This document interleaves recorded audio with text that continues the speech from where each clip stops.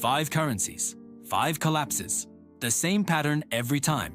The German mark, the Zimbabwean dollar, the Venezuelan bolivar, the Argentine peso, the Turkish lira. All of them followed the exact same path to destruction, stage by stage.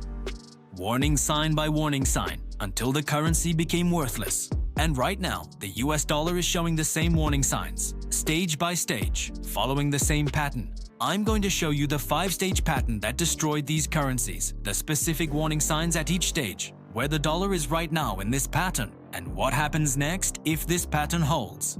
Because if history repeats, and it usually does, we're closer to currency collapse than most people think. Before we start, where are you watching from? Drop your country and currency in the comments. And if you want to understand what's happening to money worldwide, hit that subscribe button. Let's begin with how currencies actually die. Because it's never sudden. It's always a pattern. Every major currency collapse in history follows the same 5 stages. I'm going to show you what they are. Then we'll look at 5 real examples. Then we'll see where the dollar is right now. Stage 1. Excessive debt accumulation. The government spends far more than it collects in taxes, year after year. The debt grows faster than the economy. But everything seems fine. The currency is still strong. People trust it. Stage 2. Money printing begins. The government can't borrow enough anymore, or interest rates get too high. So they start printing money to pay their bills. Inflation starts rising, maybe 5%, maybe 10%. People notice, but it's not catastrophic yet. Stage 3. Loss of confidence. Foreign countries start dumping the currency. International trade shifts to other currencies. Inflation accelerates to 20, 30, 50%. The government prints even more to keep functioning. A feedback loop begins. Stage 4. Hyperinflation. Prices double every few weeks or months. People rush to spend currency immediately before it loses more value. The economy breaks down. Savings are destroyed. Social chaos often follows. Stage 5. Currency death. The currency becomes worthless. People refuse to accept it. Black markets emerge using foreign currency or gold. The government eventually abandons the currency and creates a new one. Wealth is transferred. Society is transformed. This pattern has happened dozens of times throughout history, but we're going to focus on 5 recent examples because they show the pattern clearly and because they show it can happen to any country, even powerful ones. Let's start with the most famous example, Weimar Germany after World War I. Mod. Stage 1 happened during World War I. Germany borrowed massively to finance the war. By 1918, they had enormous debt. Then, they lost the war. The Treaty of Versailles demanded huge reparation payments. Debt became unsustainable. Stage 2 began in 1921. The German government started printing marks to pay war reparations and government expenses. Inflation began rising. At first, it was manageable, maybe 50% per year. Germans noticed, but adapted. Stage 3 hit in 1922. Foreign countries stopped accepting German marks for trade. The currency lost half its value in months. The government printed even more to compensate. Inflation reached several 100% annually. People started losing confidence. Stage 4 exploded in 1923. Hyperinflation. Prices doubled every few days. A loaf of bread that cost 250 marks in January 1923 cost 200 billion marks by November. Workers demanded to be paid twice per day so they could spend money before it lost value. Wheelbarrows of cash to buy groceries. The famous images of Germans using money as wallpaper because it was cheaper than buying wallpaper. Stage 5 arrived in November 1923. The mark became worthless. The government introduced a new currency, the Rentenmark. Anyone holding old marks lost everything.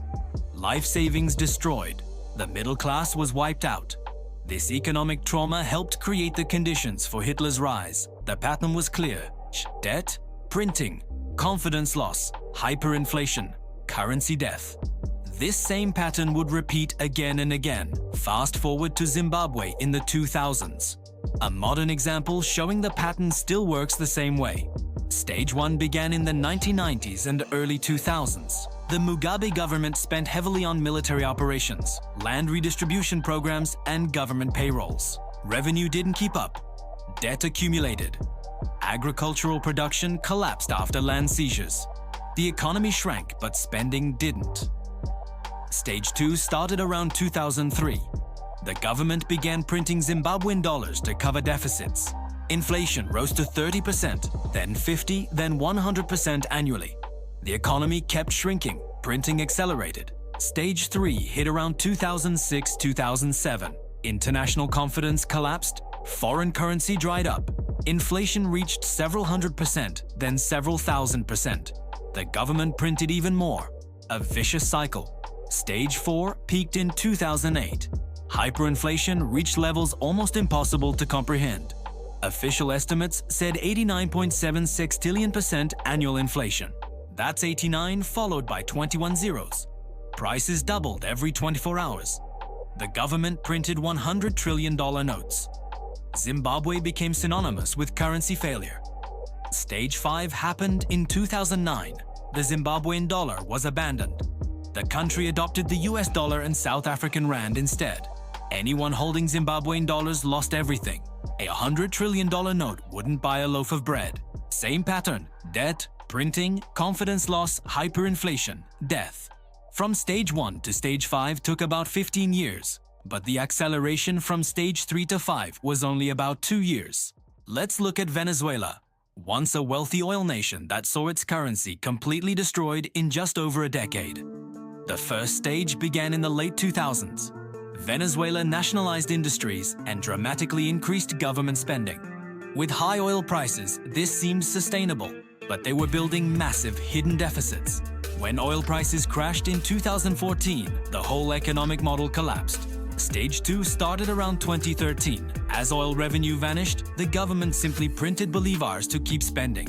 Inflation jumped from normal levels to 50%, then 100%, and kept climbing.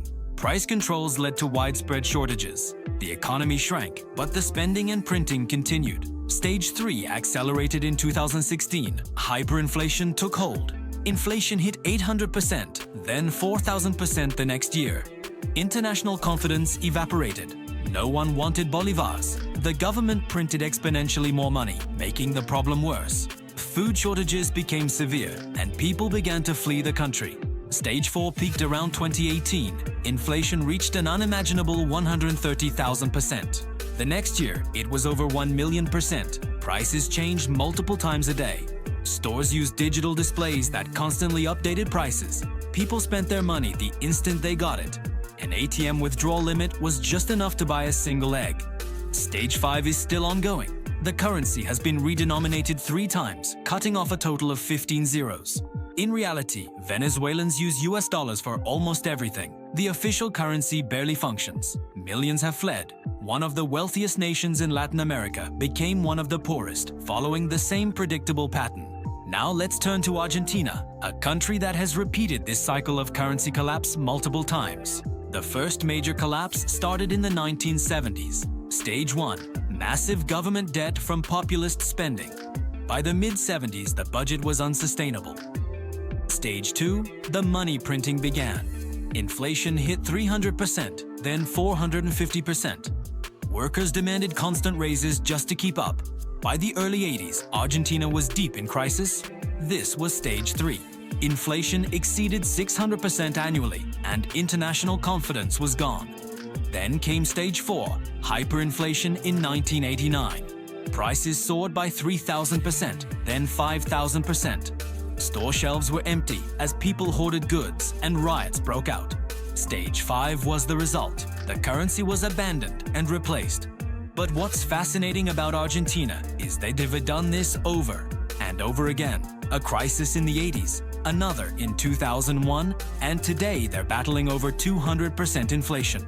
The pattern repeats because the root problems were never solved. For a real-time example, look at Turkey right now. We're watching stages 2 and 3 unfold. Stage 1 happened over the last decade. Turkey borrowed heavily in foreign currencies like the dollar to fuel development, creating a ticking time bomb of debt. Stage 2 began around 2018. The central bank kept interest rates artificially low, which is a form of monetary expansion. The Turkish lira started to fall against the dollar, losing 20, 30, then 50% of its value. Inflation shot up. Stage 3 is happening now.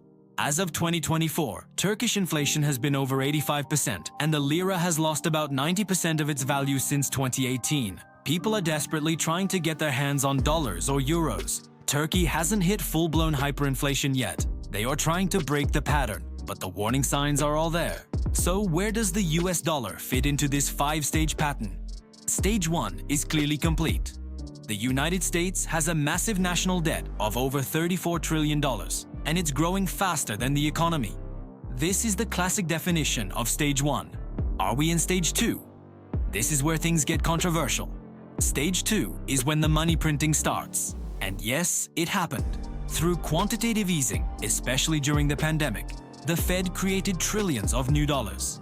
The money supply grew by 40% in just 2 years. But the dollar didn't collapse. Why? Because it's the world's reserve currency. Other countries need dollars for trade, so they absorb a lot of the inflation. However, this advantage might be fading, which brings us to Stage 3, a loss of international confidence. We're seeing early signs of this now. BRICS nations are trading in their own currencies. Countries like China, Russia, and even Saudi Arabia are moving away from the dollar for certain transactions. The dollar's share of global reserves has been slowly but steadily declining. This is exactly what the beginning of Stage 3 looks like. If this trend continues, a significant devaluation could follow. We're likely somewhere between late Stage 2 and early Stage 3. So what are the warning signs that we're moving from Stage 3 to Stage 4? First, watch for accelerating inflation that the Fed can't control, jumping from 3% to 10%, then 20%. Second, look for major economies officially abandoning the dollar for trade. That would be a huge blow to confidence. Third, if the Fed is forced to start printing money again, despite high inflation, that's the feedback loop of doom. Fourth is capital flight, when the smart money starts moving out of dollar assets. And finally, watch the price of gold and Bitcoin. A massive surge in their value suggests people are fleeing the dollar for safety. We aren't seeing all these signs in full force yet, but the historical pattern is clear. And once these signs appear, things can move much faster than anyone expects. You hear it all the time. The US dollar can't collapse like other currencies. Let's actually tackle those arguments one by one. First, the dollar is the global reserve currency. True, but so was the British pound before World War II. It dominated global trade for over a century, and then it lost its reserve status. It took about 30 years, but it happened. History shows reserve currency status is never permanent. Second argument, the US has the strongest military. Also true, but Venezuela had massive oil reserves. Zimbabwe had incredible agricultural wealth. Argentina was one of the richest countries on earth back in 1900. Economic fundamentals eventually override every other advantage. Military might can't stop a spreadsheet from balancing. Third, everyone needs dollars for international trade. For now, yes. But this is changing fast. The BRICS nations are actively building a payment system specifically to bypass the dollar. Digital currencies are making alternatives easier to create and use. And as more countries opt out, the faster others will follow. Network effects work in reverse, too. Argument 4. The US can always pay its debts because we print our own currency.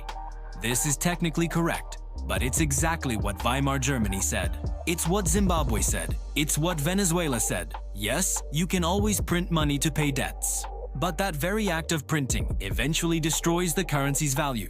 You end up paying your debts with worthless paper. And finally, argument 5. US institutions are stronger. This is partially true. But institutions don't override mathematics. When your national debt is 120% of your entire economy and still growing, when the interest payments on that debt are projected to exceed tax revenue, when printing more money becomes the only politically viable option, no institution can prevent what follows. The dollar's advantages will likely slow this pattern down. They'll probably prevent the extreme, explosive hyperinflation that we saw in Zimbabwe. But slowing and preventing are two very different things. A 50 or 70% decline in your purchasing power over a decade would be financially devastating, even if it's not technically hyperinflation. So, if the dollar is following this historical pattern, what could be the catalyst? What could trigger the next phase? If the US can't sell enough bonds to finance its deficit, the Federal Reserve will have to step in and print the money to cover the difference. That's called direct monetization of debt, and markets would recognize it immediately. Confidence could collapse almost overnight. Another trigger could be a major geopolitical shift. What if Saudi Arabia completely abandons the petrodollar agreement? That removes a massive pillar of global dollar demand. What if China and Europe make a deal to trade primarily in euros and yuan? Any major economy leaving the dollar system could start a cascade. A third possibility is another crisis that requires massive money printing. The pandemic response led to trillions in new money. The next crisis might require 10 trillion or 20 trillion. Each round of printing pushes us further along the path. A fourth trigger could be the Fed losing control of inflation. Imagine inflation returns to 8 or 10%, but the Fed can't raise interest rates because the resulting debt payments would bankrupt the government. That's the doom loop. They'd be forced to choose between a debt crisis and a currency crisis. Or it could be a black swan event, something totally unexpected. A major war, a financial system failure, a complete breakdown in global supply chains. History shows that major crises often just accelerate currency patterns that were already in motion. We don't know what the trigger will be, but history suggests that once a country goes down this path, the final stages are hard to avoid. So let's get practical. If you're concerned about this, what can you actually do? First, this is not a prediction of immediate collapse. This is an analysis of a pattern that plays out over years or decades. So don't panic, don't make rash decisions, but do prepare. First strategy, reduce your dollar-denominated debt. Less debt means more flexibility, no matter what happens to interest rates or currency values. Second, own real assets, things like real estate, commodities, and productive businesses. These are things that have intrinsic value and can adjust to inflation. Your cash and bonds cannot. Third, diversify internationally. Don't keep all your eggs in the dollar basket. Owning international stocks or foreign assets means you're less exposed to any single currency crisis. Fourth, hold a small amount of gold and maybe some Bitcoin. Think of it as insurance, maybe 5 to 10% of your portfolio. They have preserved wealth through every currency crisis in history. If you're wrong and the dollar stays strong, you lose a little on the hedge. If you're right, that hedge could save your financial life. Fifth, develop valuable skills. Your skills are the ultimate hedge. They transcend currencies and economies. If you can create value for other people, you will always be okay. And finally, build community. In every currency crisis throughout history, people with strong social networks fared better. When institutional trust breaks down, personal trust is what matters. Most importantly, don't live in fear. Prepare reasonably, and then go live your life. Currency shifts, even big ones, happen over years. You have time to adapt. The goal is resilience, not paranoia. To be fair, let's look at the strongest arguments for why the dollar might not follow this pattern. First, the US economy is still the most innovative and productive in the world. Think Silicon Valley, biotech, and advanced manufacturing. As long as the US leads in technology and productivity, the dollar has real fundamental backing. Second, this pattern usually requires major policy failure. Germany, Zimbabwe, Venezuela, all of them made severe mistakes, refusing to cut spending or control inflation. If US policymakers see the danger and act, they could break the pattern. It's possible. Third, new technologies like digital currencies could change the game. Maybe the future doesn't involve a traditional currency collapse. Central bank digital currencies might offer a way to restructure debt without hyperinflation, or a new global agreement could create a different system. Fourth, the world is more interconnected than ever. A dollar collapse would devastate the global economy. Other countries might actually prop up the dollar to prevent their own economic disasters. This mutual dependence could prevent a total breakdown. And fifth, the Federal Reserve has incredibly sophisticated tools and has studied every currency collapse in history.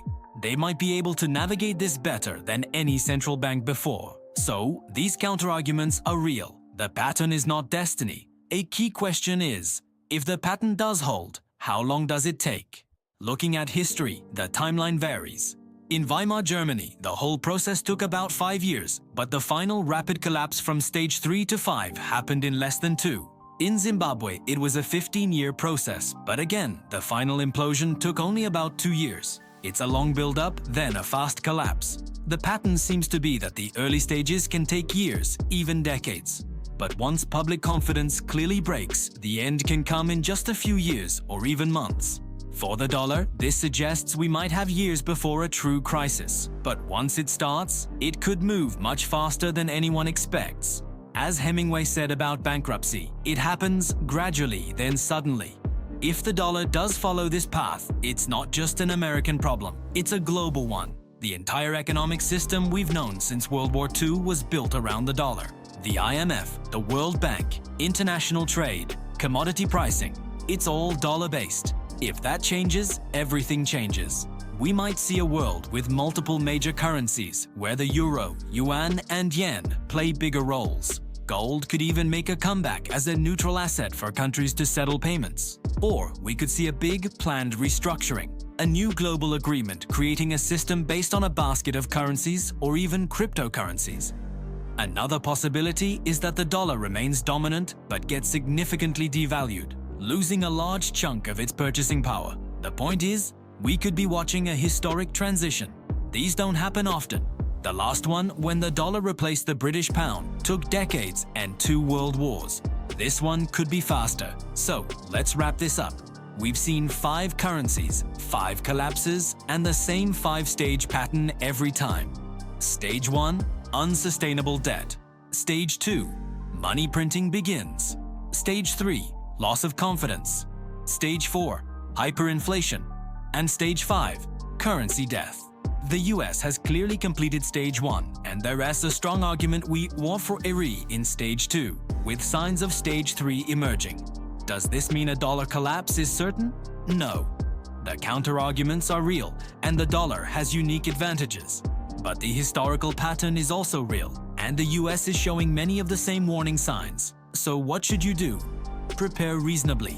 Diversify your assets, own real things, reduce your personal debt, and build valuable skills. Don't panic, but don't ignore the pattern either. Economic systems change. What seems permanent never is. The pound sterling seemed permanent in 1900. It wasn't. The dollar seems permanent now. It might not be. The question isn't if change will happen, but if you'll be prepared when it does.